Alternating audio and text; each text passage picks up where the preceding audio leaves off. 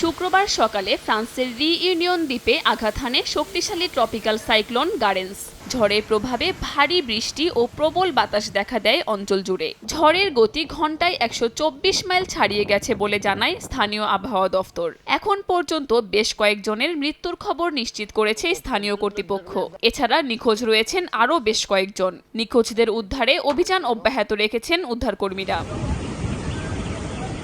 ঝড়ের প্রভাবে বিদ্যুৎ বিচ্ছিন্ন হয়ে পড়েছেন দ্বীপটির হাজার হাজার বাসিন্দা। দেখা দিয়েছে সুপেয় পানির অভাব। দ্বীপটির অন্তত 10% বাসিন্দা বিশুদ্ধ পানির সংকটে রয়েছেন বলে জানা গেছে।